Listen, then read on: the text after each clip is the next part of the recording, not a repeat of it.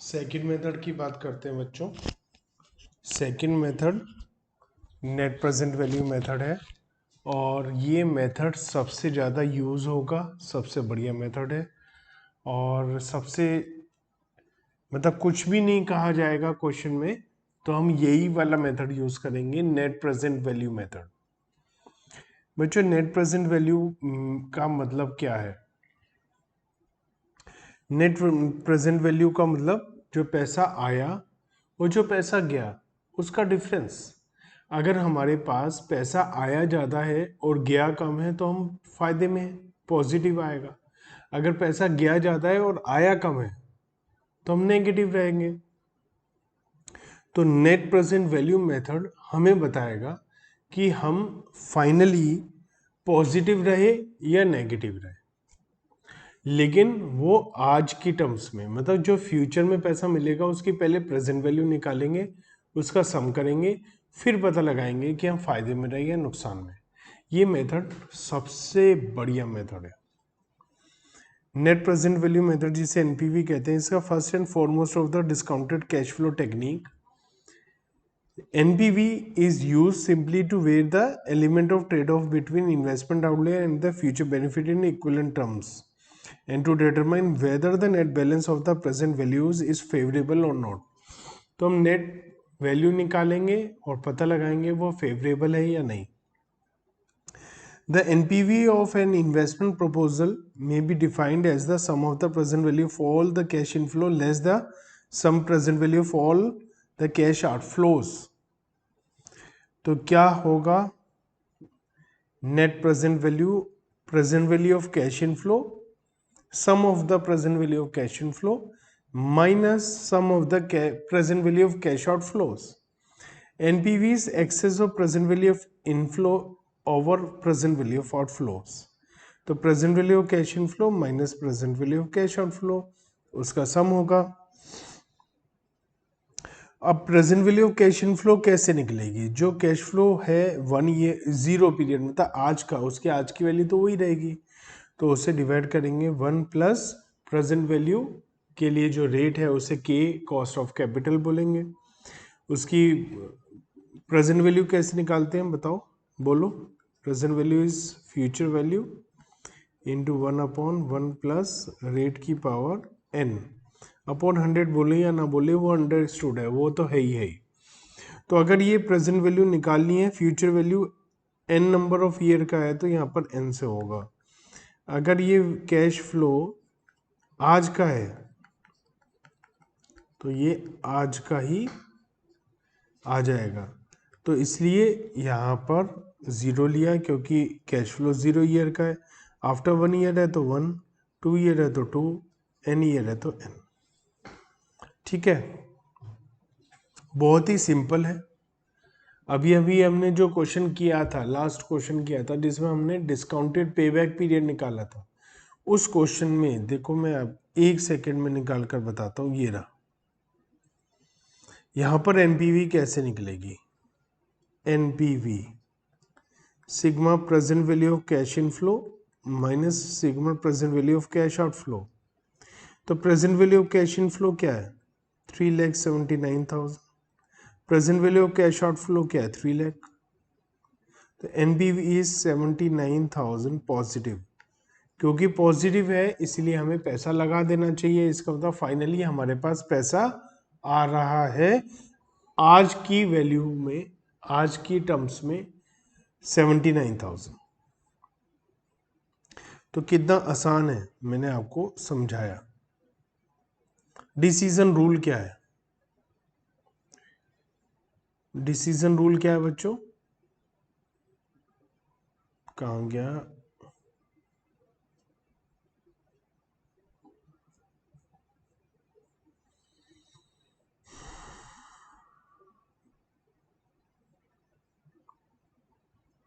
Decision rule. The decision rule under the NPV method is accept the proposal if NPV is positive. अगर हमें केवल एक ही project हमारे सामने, एक सिंगल, और हमें एक्सेप्ट करना है या रिजेक्ट करना है, तो अगर एनपीवी पॉजिटिव है तो हम इसे एक्सेप्ट कर लेंगे और अगर एनपीवी नेगेटिव है तो रिजेक्ट कर देंगे। अगर एक से ज़्यादा ऑप्शन अवेलेबल हैं और एक से ज़्यादा चूज भी कर सकते हैं तो भी यही है, जिस चीज़ का पॉजिटिव है सबको चूज कर लो, जिसका नेगेटिव है उसे चूज मत करो, रिजेक्ट कर दो। लेकिन अगर एक से ज़्यादा और एक ही एक्सेप्ट करना है तो जिसका एनपीवी पॉजिटिव है और सबसे ज़्यादा वैल्यू है वो। The positive NPV of A proposal signifies that the present worth of its inflow is more than the present worth of outflow. Thus, the NPV represent the excess of benefit over the cost in the real terms. In case of ranking of mutual exclusive proposals, मतलब दो या दो से ज़्यादा mutual exclusive है, मतलब एक choose करोगे तो दूसरा चूज नहीं कर सकते, तो जिसमें एनपीवी ज़्यादा होगी वो। The proposal which with the highest positive NPV given the top priority, and the proposal with the lowest positive NPV is the lowest priority. The proposal with negative NPV should outrightly be rejected as these entail decrease in the wealth of the shareholders. However, if the NPV is zero, then the firm may be indifferent between the acceptance and rejection. तो उस situation में हमें accept करना चाहिए अगर हमें future में वहां से और प्रपोजल्स मिल सकते हैं। मेरिट ऑफ एनपीवी मेथड, क्या मेरिट है?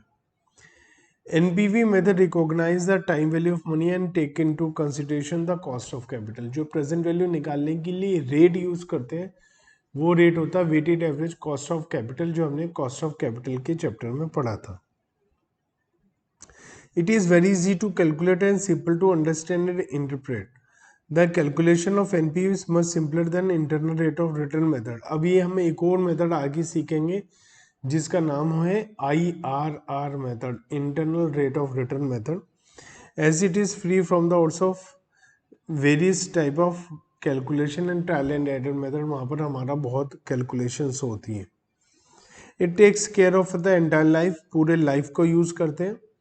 जैसे पेबैक पीरियड मेथड में क्या प्रॉब्लम थी कि जब पैसा वापस आ गया बस वहीं तक, उसके फ्यूचर का इसका वैल्यू वो सब कंसीडर नहीं करते, लेकिन इसमें सब कंसीडर करते हैं। It can be applied to both types of cash in flow, even and uneven. The economist generally prefer this method as it is consistent with the objective of maximising owners wealth. अगर ये positive आ रहा है तो owner की wealth बढ़ रही है। In case of material difference in the cost of between investment proposal, the method can be more useful by calculating present value index. Next method है वो हम सीखेंगे। Limitation या problems क्या है इस method में? Compared to payback और accounting rate of return, NPV is difficult and complicated. वैसे हमने इसके पॉजिटिव में पढ़ा था, ये it is very simple to understand. Simple in the sense अगर हम इसे IRR से कंपेयर करें तो सिंपल है, लेकिन अगर हम इसे कंपेयर करें नॉन डिस्काउंटिंग मेथड से तो ये टिपिकल है। ये हम किसी भी मॉडर्न मेथड या डिस्काउंटिंग मेथड में लिख सकते हैं डिवाइडेड में। It is difficult in compare to payback period and accounting rate of return. The greatest problem of this method is determination of desired rate of return. Present value निकालने के लिए जो rate चाहिए वो एक बहुत बड़ी प्रॉब्लम है, वो रेट क्या लें। Due to difference in the state of risk and uncertainty of different businesses, no any uniform rate can be used. तो सब बिजनेस में अलग अलग रेट यूज करनी पड़ती है। Keeping in view time span of different project and difference of risk inherent, use of common discounting rate is not correct. अगर हमारे पास 2, 3 या 4 में प्रोजेक्ट हैं, उनमें से कोई एक चूज करना है तो सबके लिए एक रेट लेना ठीक नहीं है, क्योंकि सब प्रोजेक्ट का रिस्क टाइप और टाइम गैप अलग अलग है। NPV is an absolute major, ये एक बहुत बड़ी प्रॉब्लम है कि ये एब्सोल्यूट मेजर है, इसलिए कई लोग IRR प्रेफर करते हैं compare to this method. IRR में क्या होता है, इंटरनल रेट ऑफ रिटर्न में रेट आती है। जैसे यहाँ बताएंगे +5,798 रुपीज, वहां बताएंगे 12%, कि वहां 12% क्या नहीं है। अगर एक में 12% एक में 13%, कंपेयर करना आसान है। एक में +5798 एक में +3724, ये एब्सोल्यूट फिगर है। इन्वेस्टमेंट कितना है और ये कितना, उसके ऊपर डिपेंड करता है। फॉर प्रोजेक्ट्स इन्वॉल्विंग डिफरेंट आउटलेस, अगर जहाँ पैसा अलग अलग है वहाँ प्रॉब्लम आ जाती है। The NPV method may not give dependable result, in such cases profitability index method offers better result. तो हमारा जो नेक्स्ट मेथड है वो ज़्यादा सही आंसर बताता है। It may also not give satisfactory result where the projects under competition have different lives. NPV method favors long life projects. अगर लाइफ अलग अलग है तो ये तो वही हमें बताएगा टोटल आज की डेट में कितना पैसा आ रहा है, चाहे 5 साल का प्रोजेक्ट है चाहे 7 साल का। तो जो 7 साल का प्रोजेक्ट है ऑब्वियसली वो ज़्यादा कमाई करके देगा, तो ये उसे ही रिकमेंड करेगा। लेकिन हो सकता है हमें अर्निंग परसेंटेज में ज़्यादा दे रहा हो शॉर्ट टर्म वाला, तो इसलिए ये थोड़ी सी प्रॉब्लम है। It assume that the intermediate cash inflows are reinvested at the firm's cost of capital which is always not true. ये क्या मतलब है समझो। मान लिया आफ्टर 2 years हमारे पास +20,000 हो गए और ये जो प्रोजेक्ट है ये 5 years का है। तो ये मेथड एज्यूम करता है कि 2 साल के बाद जो 20,000 रुपये आए ये 5 साल तक री इन्वेस्ट हो जाएंगे और इस पर कमाई उतनी होगी जितनी हमारी कॉस्ट ऑफ कैपिटल है। अगर कॉस्ट ऑफ कैपिटल 10% है तो 10% ही कमाई होगी, अगर 12% है तो 12% ही कमाई होगी। लेकिन ऐसा हमेशा सही नहीं होता है, ये लिखा है पॉइंट नंबर 6 में। The results from this method may be contradict those under internal rate of return even in the case of alternative proposal which are mutually exclusive.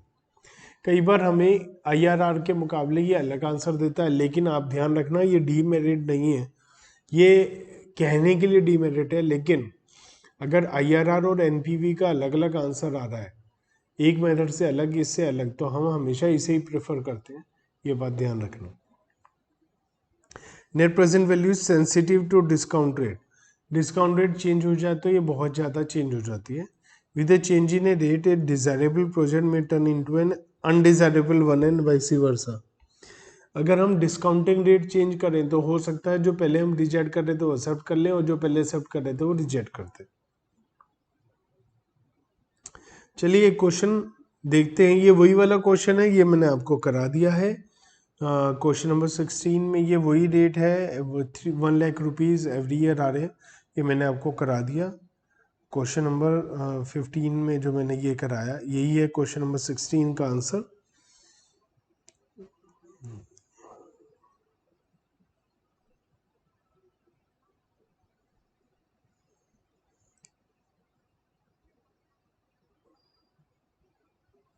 लीजिए 16 का आंसर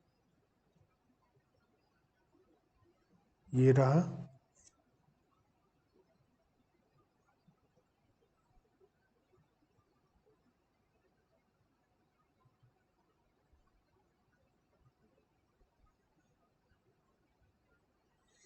ये है क्वेश्चन नंबर 16 जो हमें कहता है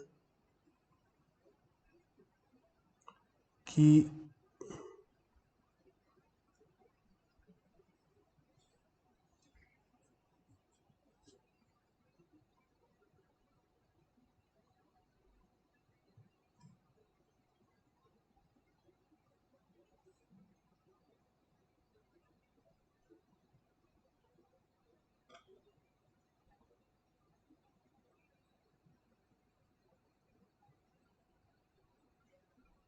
चला जा भैया ऊपर, चलो कोई बात नहीं,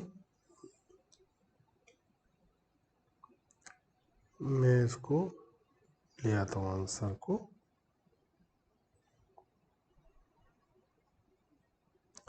ये हमने पढ़ा था कि एवरी ईयर 1 लाख आ रहा है, तो इसकी हमने प्रेजेंट वैल्यू निकाली और फिर वो आ गया 379 और आउटफ्लो था 3 लाख, तो हमारा 79,000 पॉजिटिव आ गया।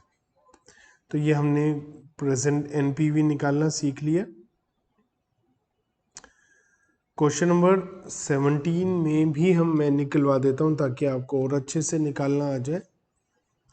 ईयर लिखेंगे सबसे पहले, तो ईयर है 5 0 1 2 3 4 5।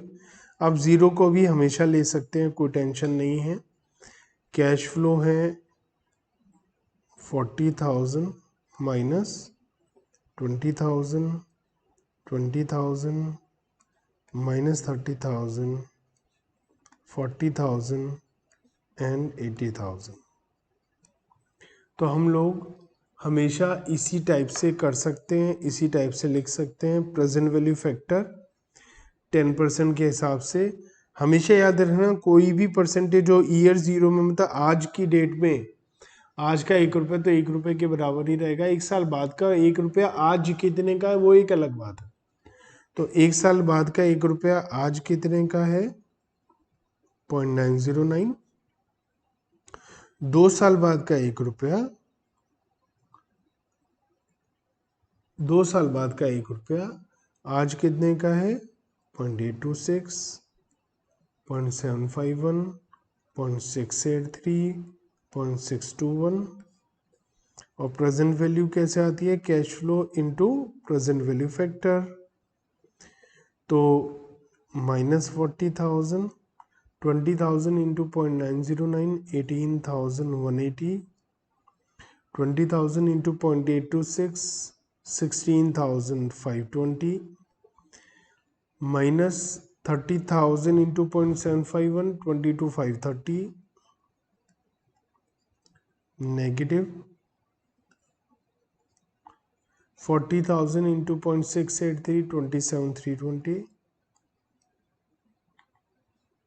और 80,000 इंटू 0.621 इज 49,680। तो यहाँ पर अगर आप आउटफ्लो भी लिख दोगे, जो आउटफ्लो है अगर वो भी लिख दोगे, तो टोटल करने पे सीधा हमारा जो आंसर है वो एनपीवी ही आ जाएगा, क्योंकि यहाँ माइनस ऑटोमेटिकली हो गए जो हमारे आउटफ्लो थे। तो एनपीवी इज प्लस 49,170 प्लस 49,170।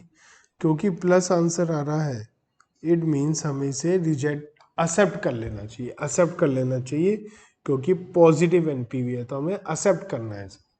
तो ऐसे हमें इन क्वेश्चंस को करना है, बहुत सिंपल होते हैं बच्चों, और एग्जाम में बहुत बार पूछा जाता है।